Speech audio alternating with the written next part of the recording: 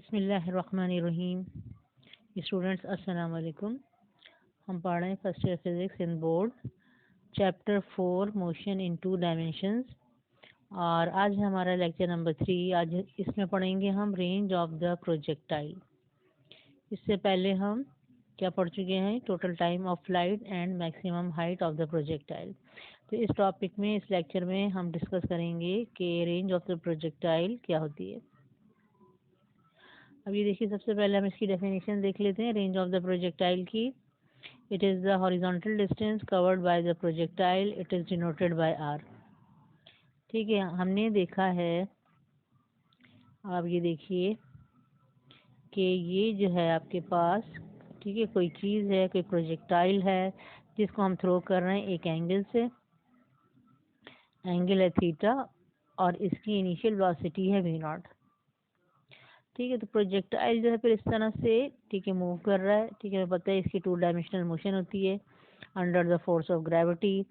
ठीक है, ये इसका पॉइंट ऑफ प्रोजेक्शन होता है जहाँ से हमने इसको थ्रो किया है, और ये पॉइंट होता है मैक्सिमम हाइट का, पॉइंट ऑफ मैक्सिमम हाइट। और फिर ये डाउनवर्ड मोशन के बाद ये होता है इसका पॉइंट ऑफ लैंडिंग है। ठीक है, ये चीज़ हम देख चुके हैं कि जितना ये मैक्सिमम वर्टिकल डिस्टेंस कवर करता है इसको हम कहते हैं मैक्सिमम हाइट। तो इस तरह से अलोंग वाई एक्सिस जो डिस्टेंस कवर करता है, ठीक है, ये होता है वर्टिकल डिस्टेंस, ठीक है, जिसको हम मैक्सिमम हाइट कहते हैं। और ये जो डिस्टेंस कवर कर रहा है यानी कि अलोंग एक्स एक्सिस, ठीक है, प्रोजेक्टाइल ने जो अलोंग एक्स एक्सिस या हॉरिजॉन्टल डायरेक्शन में हॉरिजॉन्टल डिस्टेंस जो कवर किया है इसको हम कहते हैं रेंज। ठीक है, हॉरिजॉन्टल रेंज या रेंज, आप सिर्फ रेंज भी कह सकते हैं। तो ये होता है horizontal distance covered by the projectile. ठीक है, और आपका ये होगा from the point of projection to the point of landing. ठीक है, लेकिन इसमें कंडीशन क्या है? अब हम ये जो आर से जिसको डिनोट कर रहे हैं रेंज ऑफ द प्रोजेक्टाइल, ठीक है, जो कि हॉरिजॉन्टल डिस्टेंस है, ठीक है, from the point of projection to the point of landing. ठीक है, इसका जो हम फार्मूला ड्राइव करेंगे तो इसमें आप ये देख लीजिए कि फार्मूला कब कहाँ एप्लीकेबल होगा कि when point of projection and point of landing, ठीक है, are at the same level. ठीक है, ये सेम लेवल पर होने चाहिए, तब आप वो फार्मूला अप्लाई कर सकते हैं जो कि अब हम ड्राइव करने वाले हैं। ठीक है, यानी कि आपका ये पॉइंट ऑफ प्रोजेक्शन और ये बिल्कुल एक ही लाइन पर, एक ही हॉरिजॉन्टल लाइन पर लाई कर रहे होंगे। ठीक है, अगर ऐसी कोई सिचुएशन होती है, ठीक है, कि प्रोजेक्टाइल जो है, ठीक है, और नीचे आता है, यानी यहाँ ग्राउंड नहीं होता बल्कि ग्राउंड नीचे होता है, प्रोजेक्टाइल और नीचे आता है, ठीक है, तो फिर ये रेंज का फॉर्मूला हम अप्लाई नहीं कर सकते, उसके लिए फिर हमें कुछ और अप्लाई करना पड़ता है। ठीक है, अब यहाँ पर ये देखिए हमने क्या किया था, v0 के इनिशियल वेलोसिटी के हमने 2 कंपोनेंट्स बनाए थे। एक कंपोनेंट था along x axis v0 x और इसकी वैल्यू थी v0 cos थीटा, और एक था component along y axis v0 y और इसकी वैल्यू थी v0 sin थीटा। ठीक है, यानी ये इनिशियल वेलोसिटी कंपोनेंट्स है। हमने कहा था जब हम कोई वर्टिकल चीज़ कंसिडर करेंगे तो हम जो इनिशियल वेलोसिटी लेंगे वो होगा, ठीक है, v0 y। ठीक है, और अगर हम हॉरिजॉन्टल कोई चीज़ कैलकुलेट करेंगे तो हम कौन सी वेलोसिटी लेंगे?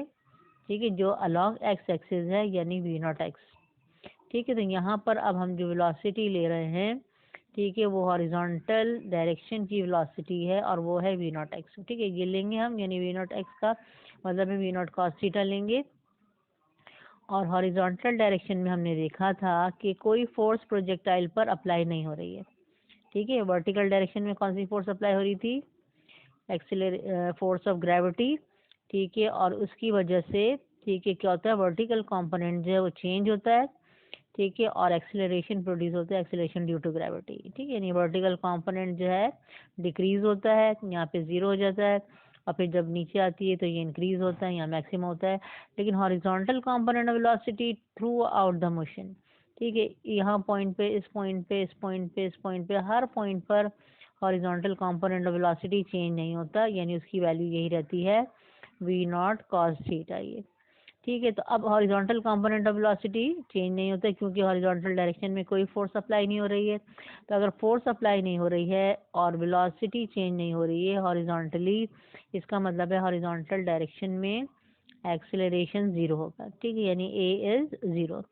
ठीक है, तो जहाँ पर वेलोसिटी चेंज नहीं होती यहाँ पे, यानी कि इनिशियल भी वही है, फाइनल वेलोसिटी भी वही है, तो वहाँ पर हम इक्वेशन ऑफ मोशन अप्लाई नहीं कर सकते, क्योंकि इक्वेशन ऑफ मोशन में क्या आता है, वी आ जाता है, वी एफ आता है। ठीक है, तो जहाँ पे वेलोसिटी चेंज हो रही होती है, ठीक है, इनिशियल कुछ और होती है, फाइनल कुछ और होती है, वहाँ पर हम फर्स्ट सेकंड या third equation of motion apply कर सकते हैं। लेकिन जहाँ पर वेलोसिटी चेंज नहीं हो रही है, यूनिफॉर्म वेलोसिटी है, ठीक है, वहाँ पर हम इक्वेशन ऑफ मोशन अप्लाई नहीं करते हैं। अब देखिए हम क्या करेंगे।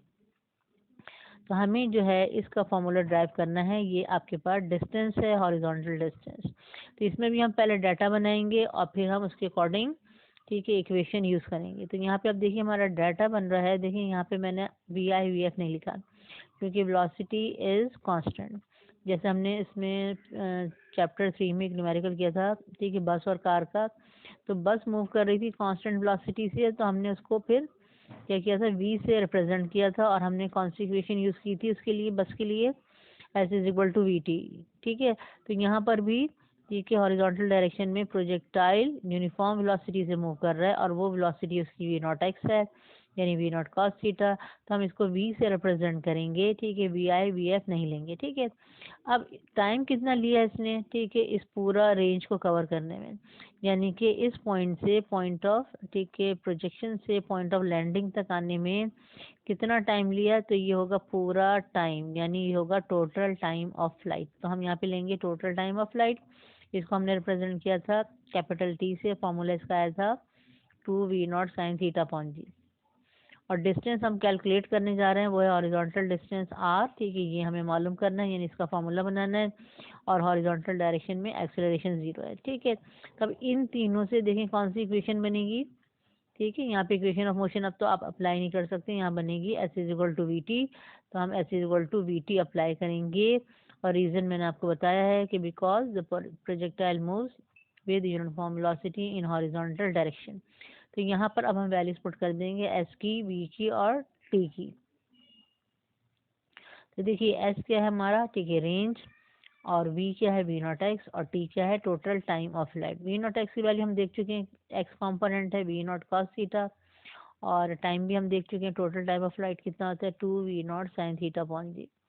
यहाँ पे देखिए वी नॉट और वी नॉट मल्टीप्लाई हो जाएगा, वी नॉट स्क्वायर होगा, और यहाँ पर ये बन जाएगा बाकी ये 2 कॉस थीटा साइन थीटा। ठीक है, 2 कॉस थीटा साइन थीटा, और ये डिवाइड हो रहा है जी से ये।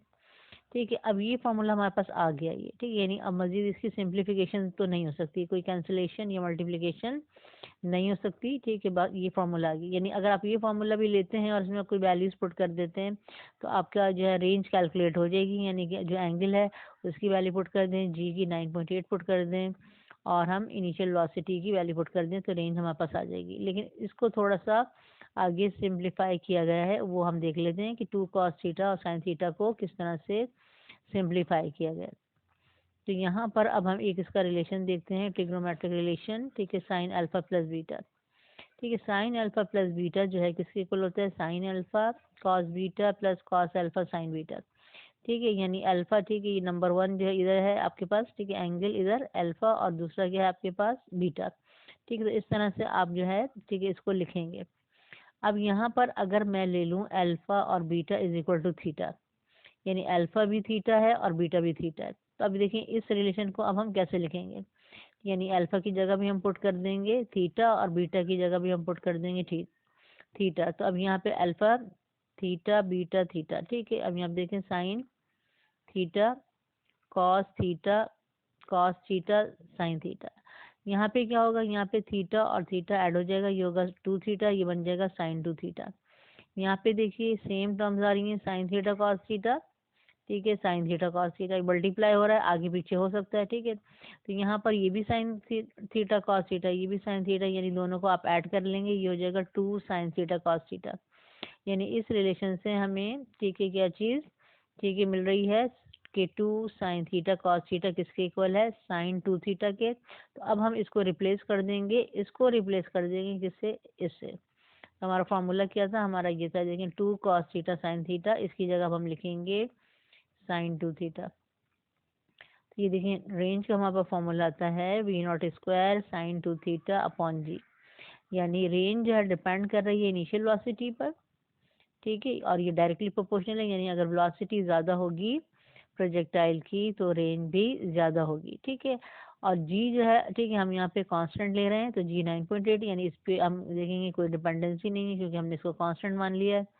और यहाँ पर थीटा पे डिपेंड कर रहा है, ठीक है, रेंज डिपेंड कर रही थी, थीटा के साथ रेंज जो है वेरी होगी। लेकिन हमने जैसे टोटल टाइम ऑफ फ्लाइट में देखा था, मैक्सिमम हाइट में देखा था कि थीटा के साथ क्या था, डायरेक्ट रिलेशन था, यानी थीटा अगर इंक्रीज कर रहे थे तो हाइट इंक्रीज हो रही थी और उसके साथ टोटल टाइम ऑफ फ्लाइट भी इंक्रीज हो रहा था। लेकिन यहाँ पर इस तरह से हमारे पास डायरेक्ट रिलेशन नहीं आता। यहाँ पे हम ये तो कहेंगे कि साइन 2 थीटा पर डिपेंड कर रहा है, लेकिन हम ये नहीं कह सकते कि जैसे जैसे थीटा इंक्रीज होता जाएगा तो रेंज भी इंक्रीज होती जाएगी, ठीक है, यहाँ पे ऐसी बात नहीं होती, ठीक है। इसको हम रिलेशन को आगे देखते हैं। तो ये फॉर्मूला हमारे पास आया है रेंज ऑफ प्रोजेक्टाइल का V0² sin 2 थीटा अपॉन जी। अब यहाँ पे आप एक ख्याल रखिएगा और हम देखेंगे आगे न्यूमेरिकल में कि जब हम थीटा की कोई भी वैल्यू लेते हैं, theta is the angle of projection, तो यहाँ पर इसकी कैलकुलेशन में हम ख्याल रखते हैं कि पहले हम थीटा को 2 से मल्टीप्लाई कर दें और बाद में उसकी हम साइन की वैल्यू लेते हैं, ठीक है। इस बात का हमें ख्याल रखना पड़ता है।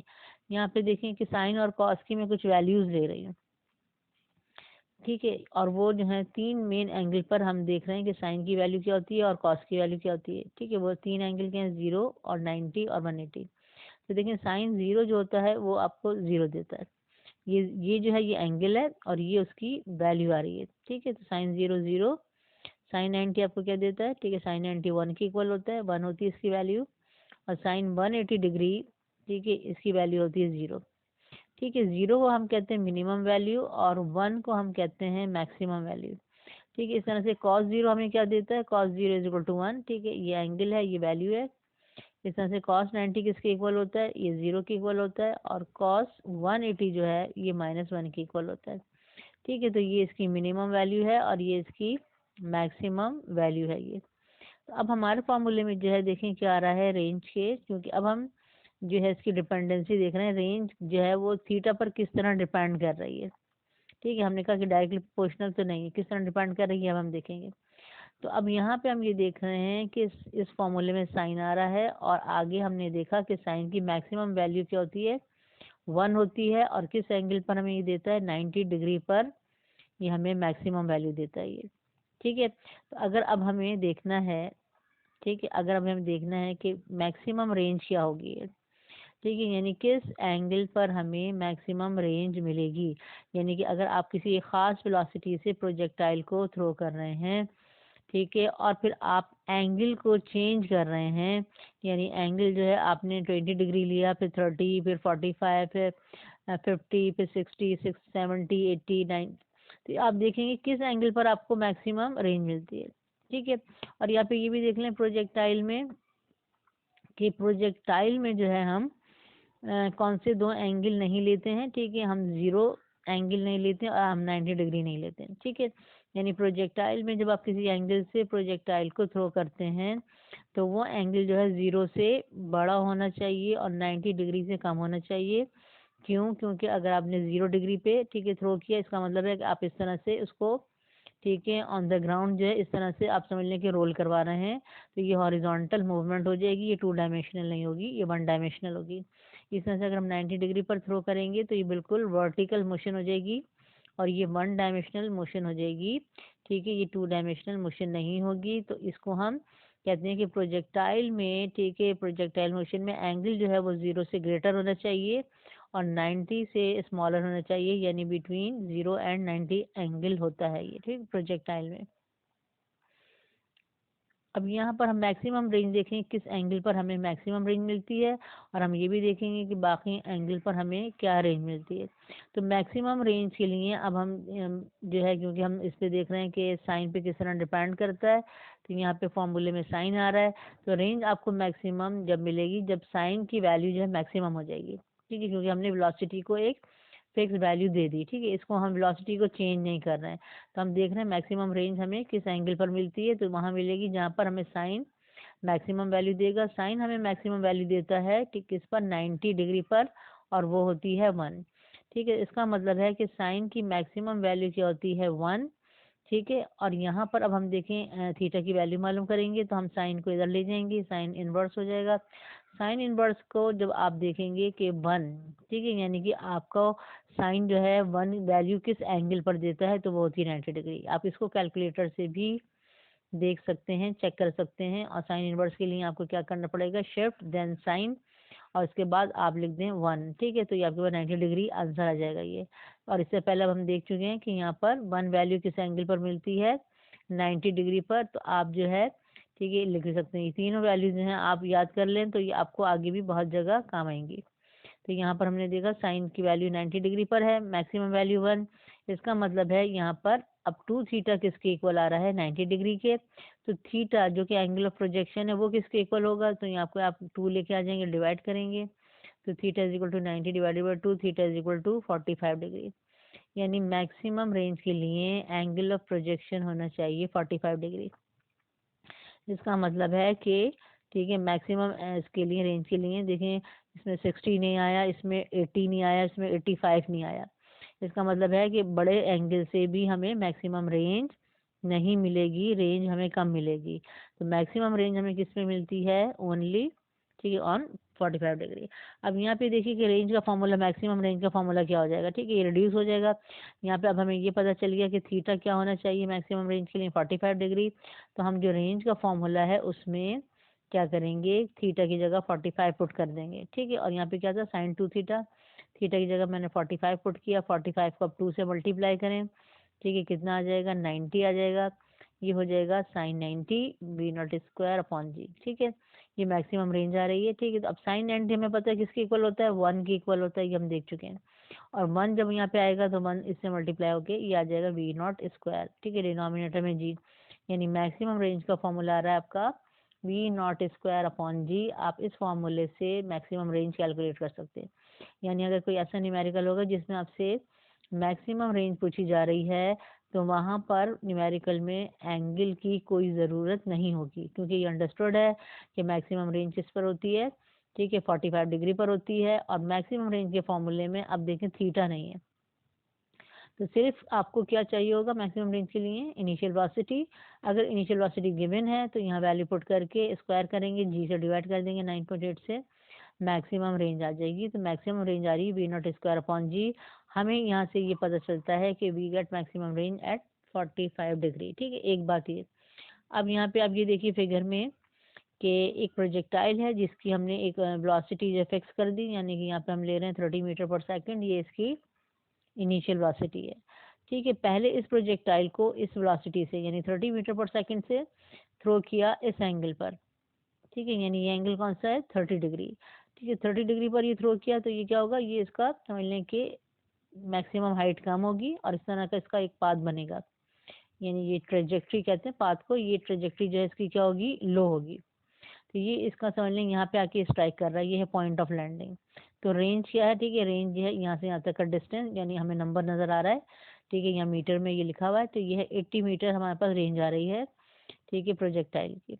उसके बाद इसी प्रोजेक्टाइल को फेंका और इसी वेलोसिटी से 30 मीटर पर सेकंड से, लेकिन एंगल चेंज कर दिया, एंगल क्या ले लिया, 45 डिग्री, ठीक है, ये 45 डिग्री, ठीक है, ये एंगल है 45 डिग्री।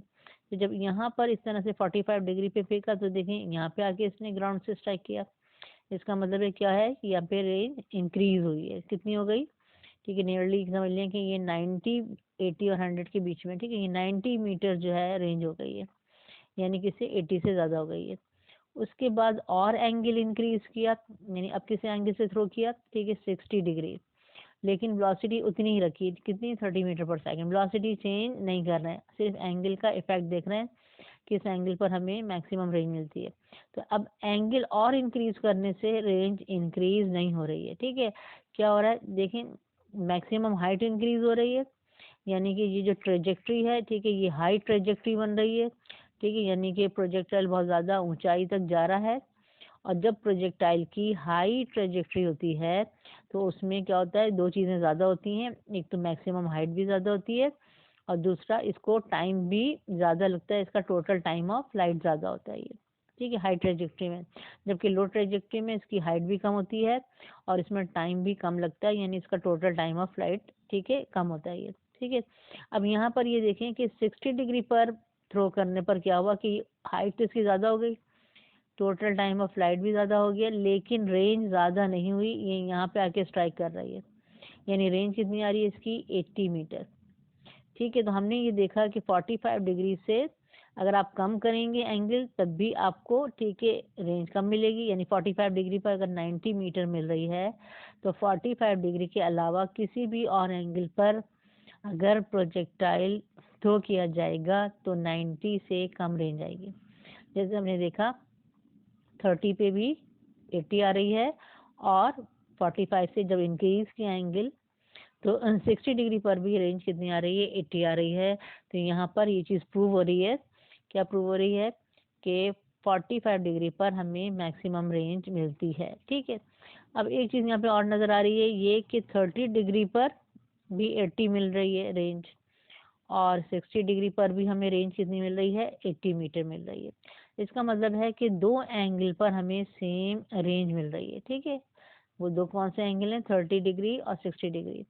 तो हर रेंज जो है कोई 80 मीटर हो या कोई भी रेंज हो, हर रेंज जो है वो हमें दो एंगल पर मिलती है, यानी कि दो एंगल ऑफ प्रोजेक्शन होते हैं जिन पर हमें सेम रेंज मिलती है। अब इन दो एंगल को हम कैसे फाइंड आउट करेंगे, इनका आपस में क्या रिलेशन होगा ये हम देखते हैं। तो बाज़ न्यूमेरिकल में भी आपको रेंज गिवन होती है और आपसे पूछा जाता है what are two possible values of launch angles. ठीक है, तो टू पॉसिबल वैल्यूज का मतलब है कि एक रेंज क्योंकि दो एंगल पर मिल रही होती है तो आपको दोनों एंगल फिर कैलकुलेट करके दिखाने होते हैं, दोनों एंगल निकालने होते हैं। ठीक है, तो यहाँ पे अब हमें एक चीज़ और पता चल रही है कि एक कोई भी रेंज ठीक है 80 डिग्री हो 60 डिग्री हो ठीक है 1000 हो कोई भी रेंज हो उसके लिए आपके पास ठीक है दो एंगल होंगे जिन पर वो रेंज हमें मिलेगी। ठीक, अब यहाँ पे देखें एक चीज़ और होती है इसमें रेंज में कि आपको जो दो रेंज मिलती हैं उसमें क्या होता है कि एक थीटा अगर आपके पास 45 प्लस सम एंगल या एक दूसरा एंगल थीटा है ठीक है वो है 45 माइनस सम एंगल, तो इन दोनों एंगल्स पर रेंज सेम मिलती है। ठीक है, यानी 45 प्लस अल्फा पे और 45 माइनस अल्फा पे। अब अगर देखें कि अल्फा को अगर आप जो हैं सपोज यहाँ पे मैं ले लूँ अल्फा की कोई भी वैल्यू ले सकते हैं 5 भी ले सकते हैं 10 ले सकते हैं कोई भी वैल्यू ले सकते हैं, लेकिन जो अल्फा यहाँ पुट करेंगे वही अल्फा यहाँ पुट करेंगे और आपके पास क्या आ जाएगा एक एंगल यहाँ पर आएगा और एक एंगल यहाँ पर आएगा। तो इन दोनों एंगल पर हमें क्या मिलेगी सेम रेंज मिलेगी और आगे अब हम ये प्रूव भी करने जा रहे हैं कि ये दो एंगल जो है 45 प्लस अल्फा और 45 माइनस अल्फा पे रेंज सेम होती है। ठीक है, अब यहाँ पे देखें अगर मैं 15 ले लूँ ठीक है यहाँ पे अल्फा की जगह 15 ले लूँ तो ये क्या बन जाएगा 45 प्लस 15 ऐड करने से क्या आएगा हमारा 60 आएगा। और यहाँ पे भी मैं 15 लूँ ज़्यादा तो मुझे दोनों एक ही सेम लेना है, तो यहाँ 45 में से 15 माइनस करने से क्या आएगा 30 आएगा। तो यहाँ पे 60 आ रहा है और यहाँ पे क्या आ रहा है 30, तो इसका मतलब है कि 60 डिग्री पर और 30 डिग्री पर हमें रेंज सेम मिलेगी और ये हम यहाँ पे पिक्चर में डायग्राम में देख चुके हैं कि 30 डिग्री पर और 60 डिग्री पर हमें सेम रेंज मिल रही है। ठीक है, आगे हम इसको प्रूव करते हैं कि हमें 45 प्लस अल्फा और 45 माइनस अल्फा पर सेम रेंज मिलती है। यहाँ पे देखें हमने रेंज का फॉर्मूला लिखा है we naught square sine 2 theta upon g, यहाँ पे मैंने लिखा same formula v naught square sine 2 theta upon g. यहाँ पे हम जो इस थीटा की वैल्यू पुट करेंगे थीटा डैश और यहाँ पर इस थीटा की वैल्यू पुट करेंगे। तो यहाँ पे हमें पुट करना है थीटा की जगह 45 प्लस अल्फा, ये मैंने पुट किया, यहाँ पे पुट करना है 45 माइनस अल्फा। अब इस 2 को पहले मल्टीप्लाई कर लेंगे। ठीक है, ये जो ब्रैकेट है ठीक है 2 45 से मल्टीप्लाई किया 90, 2 अल्फा से मल्टीप्लाई किया 2 अल्फा, यहाँ पे देखें 245 से मल्टीप्लाई किया 90, 2 अल्फा से मल्टीप्लाई किया 2 अल्फा। अब ये जो आपके पास आ रहा है ठीक है इसको उसी रिलेशन से ठीक है सॉल्व करेंगे, ये ओपन करेंगे जो अभी हमने साइन का रिलेशन देखा था साइन अल्फा प्लस बीटा का। साइन अल्फा प्लस बीटा किसके इक्वल था ठीक है ये दोबारा देख लें, साइन अल्फा प्लस बीटा था हमारे पास साइन अल्फा प्लस बीटा, तो sine alpha cos beta plus cos alpha sign beta, ठीक है, ये हमारे पास था। लेकिन अगर यहाँ पे माइनस होगा, ठीक है, यानी यहाँ पर अगर प्लस के बजाय, ठीक है, माइनस होगा तो यहाँ पे भी प्लस के बजाय माइनस आ जाएगा, ठीक है, यानी कि आप यही फॉर्मूला माइनस के लिए भी यूज़ कर सकते हैं। और यहाँ पे अब आप देख लें कि यहाँ पर पहला एंगल, ठीक है, इधर साइन के साथ आ रहा है और फिर बीटा, ठीक है, कॉस के साथ आ रहा है, ठीक है, और फिर यहाँ पर कॉस के साथ पहला एंगल आ रहा है और साइन के साथ दूसरा एंगल आ रहा है। इसी तरह से हमें आगे इसको, ठीक है, सॉल्व करना है। जो हमारे पास आया था साइन 90 प्लस 2 अल्फ़ा और साइन 90 माइनस 2 अल्फ़ा, तो अब इसको हम सॉल्व करेंगे। ये समझ लें अल्फ़ा की जगह है और ये बीटा की जगह है। अल्फ़ा की जगह 90 लेना है और बीटा की जगह क्या लेना है, हमें 2 अल्फ़ा लेना है। इसी तरह से यहाँ पे भी सॉल्व करेंगे और यहाँ पे बीच में प्लस लगा देंगे और यहाँ पे बीच में माइनस लगाएंगे। तो यहाँ पे अब देखिए हमारा क्या आ रहा है, देखिए हमारे पास साइन था, साइन अल्फ़ा ये 90 और कॉस बीटा था, बीटा की जगह 2 अल्फ़ा, फिर यहाँ पे कॉस अल्फ़ा था 90 और यहाँ पे था साइन बीटा, तो बीटा की जगह 2 अल्फ़ा, ठीक है। इसी तरह से साइन 90 कॉस 2 अल्फ़ा, ठीक है, अब ये माइनस के साथ था तो माइनस आएगा बीच में, कॉस 90 साइन 2 अल्फ़ा। तो अब हमने जो वैल्यूज़ देखी थी कॉस की और साइन की, उसमें हमने क्या देखा था कि साइन 90 तो 1 होता है और कॉस 90 की वैल्यू 0 होती है। तो जब कॉस 90 की 0 होगी तो 0 मल्टीप्लाई बाय दिस, ये 0 हो जाएगी पूरी टर्म, और यहाँ पे भी कॉस 90 0 और मल्टीप्लाई हो गए साइन 2 अल्फ़ा से 0 हो जाएगा, यानी ये यहाँ पे 0 हो रहा है, यहाँ 0 हो रहा है। तो यहाँ पे देखिए क्या आएगा, यहाँ साइन 91 और साइन 91, तो यहाँ पे भी क्या बचेगा कॉस 2 अल्फ़ा और यहाँ पे बचेगा कॉस 2 अल्फ़ा। तो यहाँ पे आपका देखें ये 0 हो जाता है, ये 1 हो जाता है, तो यहाँ पे कॉस 2 अल्फ़ा आएगा और यहाँ पे भी कॉस 2 अल्फ़ा आएगा, यानी इस माइनस से इस प्लस से कोई इफेक्ट नहीं हुआ। तो यहाँ पे देखें ये भी v naught square cos 2 alpha upon g और यहाँ पे भी v naught square cos 2 alpha upon g, दोनों रेंज सेम आ गई। इसका मतलब है कि 45 प्लस अल्फ़ा और 45 माइनस अल्फ़ा पर सेम रेंज होती है। कभी कभी आपसे पूछते भी हैं प्रूफ करने के लिए, तो इसी तरह से आपको क्या करना, प्रूफ करना पड़ता है। तो यानी ये प्रूव हो गया हमारा। अब हम आके देखते हैं, ठीक है, अल्फ़ा की जो हमने देखें एक वैल्यू ले ली थी, यहाँ पे वही चीज़ मैंने लिखी है कि अगर अल्फ़ा को आप 15 सपोज करते हैं, ये 45 प्लस अल्फ़ा के लिए, 45 माइनस अल्फ़ा के लिए हम देख रहे हैं, तो 45 प्लस अल्फ़ा हमारा बन जाता है, ठीक है, इस तरह से 45 प्लस 15 60 और 45 माइनस अल्फ़ा बनता है 45 माइनस 15 30, ठीक है। तो इन दोनों एंगल पर क्योंकि सेम रेंज होती है तो यहाँ पर 60 और 30 पर सेम रेंज हमें मिलेगी और ये हम फिगर में देख चुके हैं ये, ठीक है। अब यहाँ पर और ये मैक्सिमम रेंज नहीं होगी क्योंकि मैक्सिमम रेंज सिर्फ किस में मिलती है, 45 डिग्री पर मिलती है। इसके अलावा जितनी भी और रेंज मिलेंगी वो उससे कम होंगी। तो हमें यहाँ पे इससे एक रिजल्ट मिल रहा है कि रेंज जो होती है, रेंज यहाँ पे सेम होगी 30 और 60 डिग्री पर। अब 30 और 60 में आपस में क्या रिलेशन है कि these angles are complementary angles. ये एंगल क्या हैं, कॉम्प्लीमेंट्री एंगल्स हैं। कॉम्प्लीमेंट्री का मतलब है कि अगर एक आपके पास एंगल है तो उसका कॉम्प्लीमेंट्री एंगल कैसे आता है, ठीक है, अगर आप उसको 90 में से माइनस कर दें, ठीक है, यानी अगर मैं कहूँ कि ये 30 नंबर एक नंबर है, ठीक है, एंगल है ये, ठीक है, तो इसका कॉम्प्लीमेंट्री एंगल क्या होगा, तो आप 90 में से अगर 30 माइनस कर दें तो जो आंसर आएगा वो इसका कॉम्प्लीमेंट्री एंगल होगा, ठीक है। या अगर मैं आपको दे रही हूँ कि 60 डिग्री एंगल है, आप इसका कॉम्प्लीमेंट्री एंगल बताइए, तो आप 90 में से 60 माइनस कर देंगे तो आपके पास क्या आएगा, 30 आएगा।